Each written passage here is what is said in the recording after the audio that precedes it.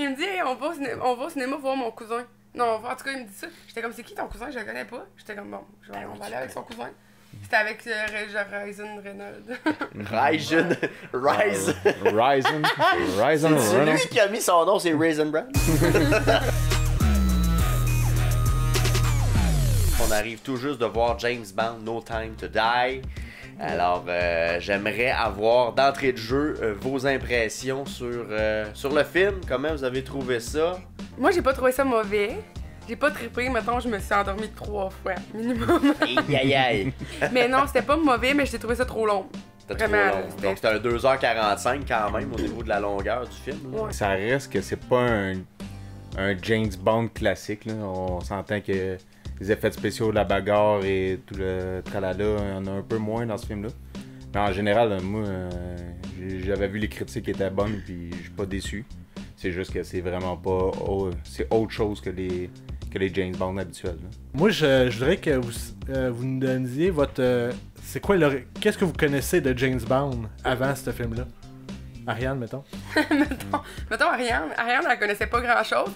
Elle savait que 007, c'était James Bond. OK? Puis elle savait... Des fois, elle faisait ça de même. Mais c'est tout. OK. Moi, depuis GoldenEye, j'en ai pas manqué aucun. OK. Je vais vous mettre en contexte. Je pensais que l'acteur, c'était George Clooney. Ah bon? J'ai dit, c'est George Clooney. Moi, j'étais vraiment fière de moi. J'étais comme, elle la reconnaît. Non.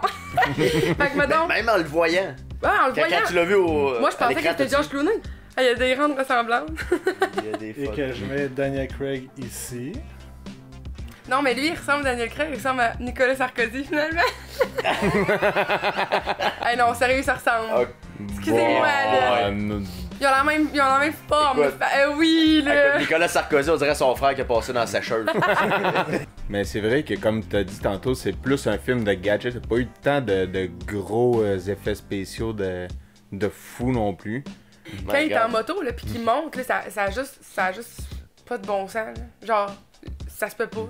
Non, c'est ça. Moi, ça m'a gossé, mettons. Ça, c'est plus. Là, j'étais dans la cascade par après, c'était mon prochain sujet, là, au niveau des cascades, justement. Ok, là, ben moi, dans toi, ma tête, tu trouvais que c'était too much, maintenant. Ben, c'était quasiment un effet spécial parce que ça se peut tellement pas que c'est.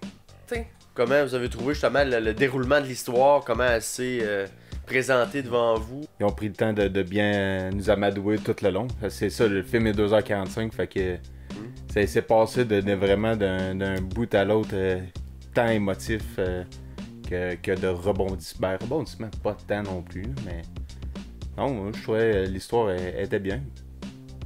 Oui, il aurait pu en couper un peu par bout, là, mais... Est-ce que vous avez trouvé que c'était comme deux films en un? Peut-être. Tu sais, il y a comme deux portions, on dirait, dans le film, peut-être, là. Aller jusqu'à l'interrogatoire de Blumfeld. Comment il s'appelle? En tout cas, le méchant qui est dans la cage. On dirait qu'il y a comme un film qui est comme reparti à ce moment-là. Dans les faits, Rami Malek, on le voit pas tant, là, qui est le méchant dans l'histoire. Dans les premières séquences du début, on le voit au début, tout début. Puis ensuite, on le perd de vue une bonne partie du film, puis il revient comme plus vers la fin. Moi, des fois, j'ai trouvé ça vraiment compliqué à suivre. Tu sais, il parlait plein de monde. Je sais pas si c'est parce que j'ai pas regardé les films avant, mais tu sais, il disait des mots. C'est quoi, là, que je t'ai demandé, William? Le spectre. C'est quoi ça? Moi, ça me dit rien. Il y a plein d'affaires, c'est ça. Bon, est-ce que c'est un film qu'on doit avoir écouté les autres pour comprendre mieux? Je pense pas, comme j'ai dit à Vince, je me souvenais de certains... Ben, là, c'est sûr, je les ai vus, là, je suis un peu baisé là-dedans, là. Je savais pas quel beau mot dire là-dedans. Biaisé. On va dire biaisé. Mais ça, tu sais, il y a des affaires que je me souvenais, mais les avoir écoutées, j'aurais peut-être plus avoir des liens. Tu veux dire récemment, là, si tu avais réécouté, là, parce que bon, Spectre, ça date quand même de 2015, donc ça fait 6 ans. Je me souvenais de certains éléments, mais... Ben c'est ça, moi tout, c'est genre, à force qu'il est montré, j'avais comme des flashbacks de « Ok, Spectre », là je fais « Ok, ouais, c'est méchant », puis là, ok, ouais, puis là, on commence à refaire le puzzle, qu'on pourrait dire. Bon, hey, si je continue dans ma petite liste, on a parlé des effets spéciaux, des cascades, la trame musicale.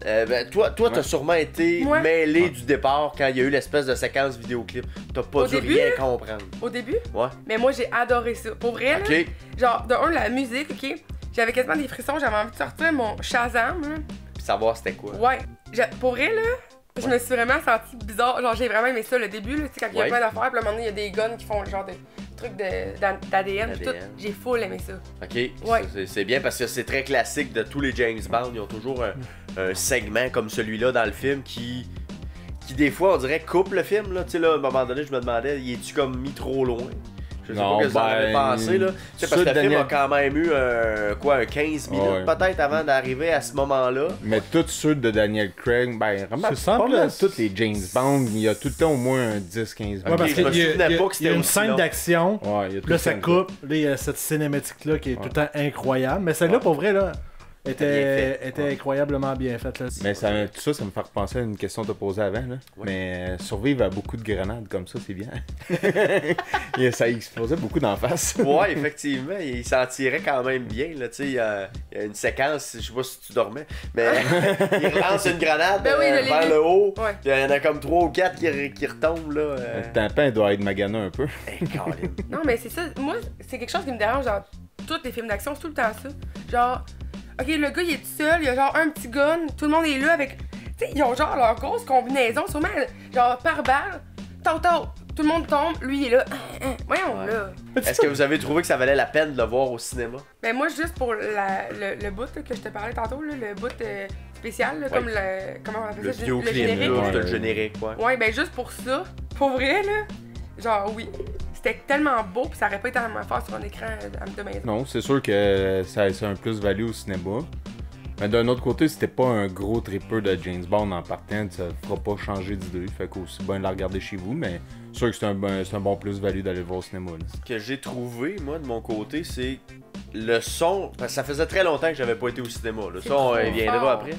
Le son est trop fort, tu trouves? Mais ça Ok. fait, moi, ça fait depuis, mettons, ça fait comme, mettons, 4-5 fois là, que je vais au cinéma depuis que ça a réouvert. Ok. Et à chaque fois, je sais pas, c'est parce qu'on a comme perdu notre habitude de se faire crier dans les oreilles par le système de son. On va plus dans les discothèques, c'est ça là. Ah, mais c'est ça, on sort plus. Non, mais pour vrai, là, genre, ça fait tous les films que je suis allée voir depuis l'après-Covid, mettons, là, Ouais. je me bouche les oreilles. Je me suis bouché les oreilles 2-3 fois. Dans les séquences d'action, là, où est-ce que ça brassait plus, Ouais. mettons, là, toi, tu trouvais que c'était comme un peu.